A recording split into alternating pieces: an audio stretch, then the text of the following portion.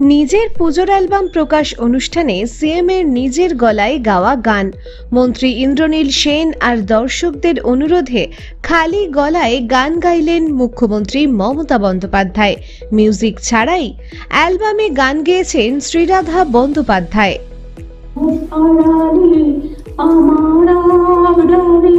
অঞ্জলি